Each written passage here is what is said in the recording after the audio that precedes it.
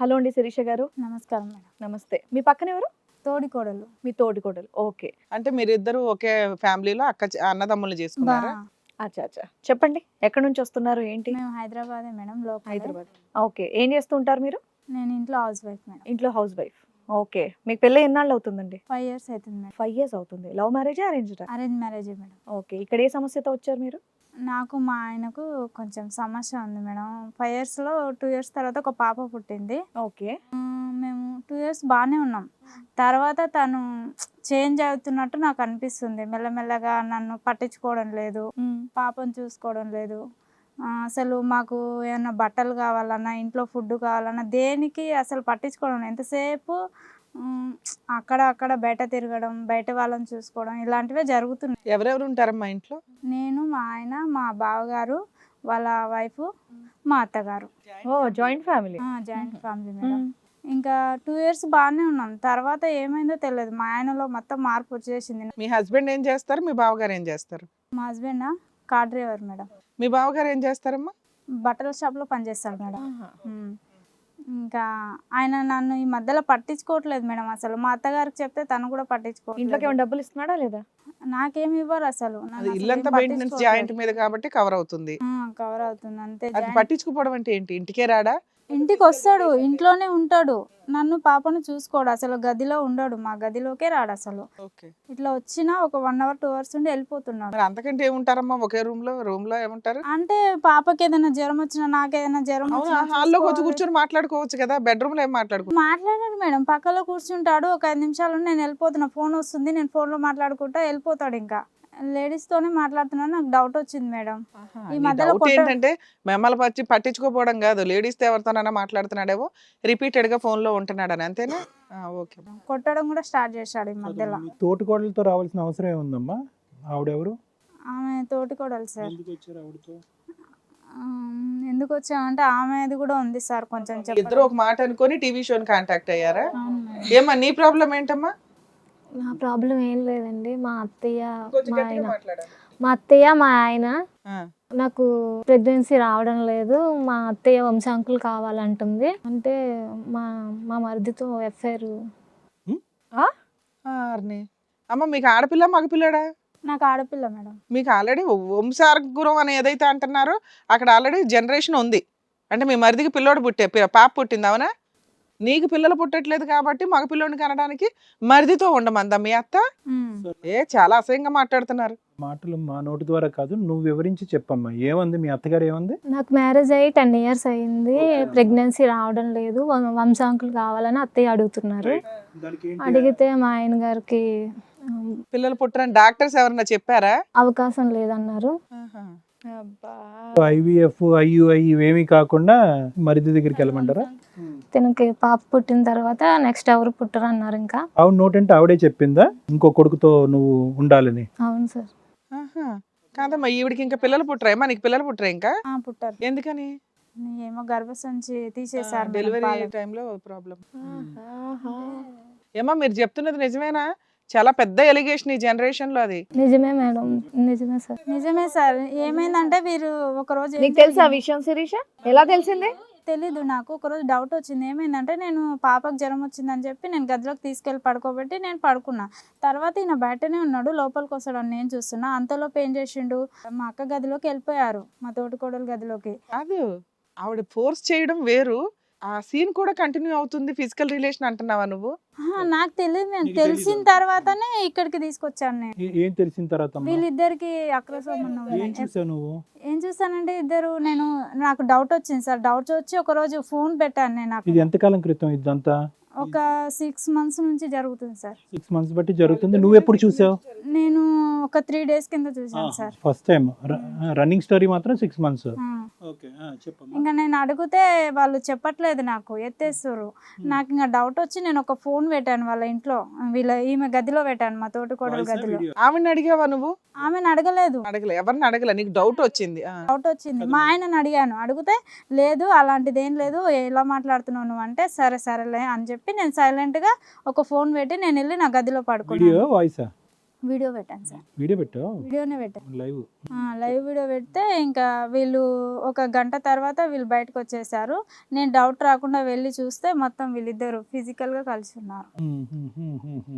ఇంకా మా అత్తగారి దగ్గరికి వెళ్ళాను, ఏంటి ఇలా చేసావు, ఇది వీడియో చూడంటే నాకు అంతా తెలుసు, ఇది ఫస్ట్ నుంచే జరుగుతుంది, నువ్వు చూసి చూడనట్టు వదిలేసాయి అని చెప్పింది ఆమె. ఆవిడ కాదు, మీ అత్తగారి దగ్గరికి ఎందుకు వెళ్ళి అడిగావు? మీ వీళ్ళని అడగాలిగా ఫస్ట్.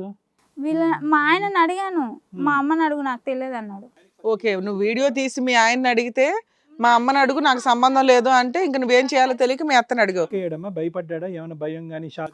భయపడ్డాడు. కానీ సింపుల్ గా ఏంటంటే రూట్ అటువైపు చూపెట్టాడు వాళ్ళ అమ్మ. ఇంకా వాళ్ళ అమ్మ దగ్గరికి వెళ్తే అడిగితే అసలు వదిలేసే చూసి చూడనట్టు అంటున్నాను. మరి ఈవిడ గారిని ఎప్పుడన్నా అడిగావా? ఈమెను ఎప్పుడు అడగలేదు. అడగలేదు, ఇప్పుడే అడుగుతావా? ఇప్పుడు అడుగు, మరి అయితే అడుగు.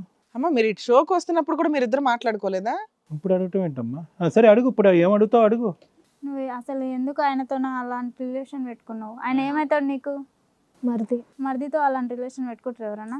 ఉందా ఈ సమాజంలో అలాంటిది? మనుషులా మీరు మృగాలా? అది అసలు మనిషేనా? వీళ్ళు అసలు మనుషులా? నీ మొగుడేనా ఇంతకు వాడు? గాడిదే. వాడిని మధ్యలో వేసుకుంటావు. ఇక్కడ స్టోరీ అడుగు, ఇక్కడ అడిగితే అడుగు. వాడిని చెప్పు. మా ఆయనకి పిల్లలు పుట్టారంట, మీ నన్ను ఆయనకి వదిలేస్తా అన్నాడు, ఇలా చెయ్యకపోతే వదిలేస్తా అన్నాడు. మధ్యలో నన్ను ఎందుకు తీసుకొచ్చిరు? నువ్వే చేసుకొని ఉన్నావు, ముగ్గురు కలిసి ఉండనున్నారు. అది మీ అత్తయ్యని అడుగు, అది అత్తయ్యని అడుగు.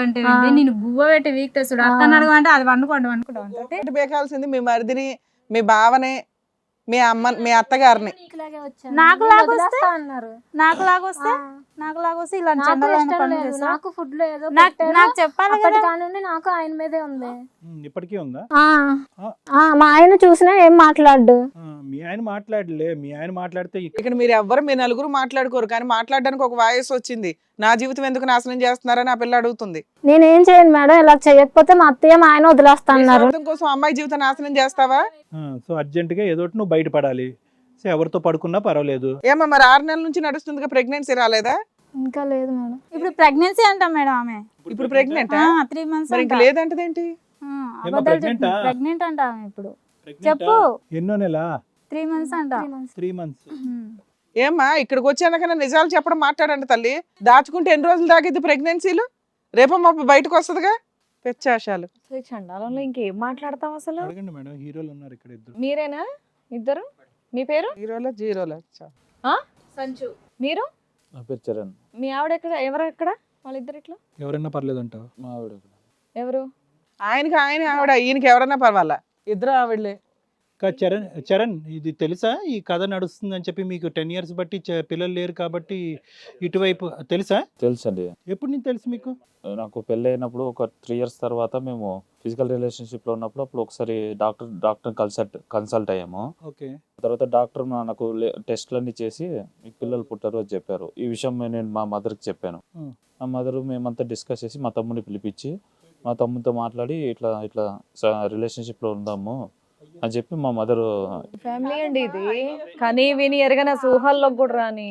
కాదు, ఏమన్నా ఫిజికల్ ట్రయల్స్ అయినాయా? అంటే మేమిద్దరమే అండి పిల్లలము. కాకపోతే ఉన్న ఆస్తి అది కాదు తమ్ముడు అడిగేది ఏంటంటే వేరే ప్రక్రియలు ఉంటాయి కదా, మెడికల్ ప్రొసీజర్స్ ఉంటాయి కదా. ప్రక్రియలుగా ఉన్నాయి సార్, అవి కూడా ట్రై చేశాను కానీ నో యూజ్ అని చెప్పారు. డెఫిషియన్సీస్ ఏమైనా ఉండొచ్చులేండి, కానీ ఆ డాక్టరే చెప్పాడా మీరు ఈ పంచాయతీ పెట్టుకోమని?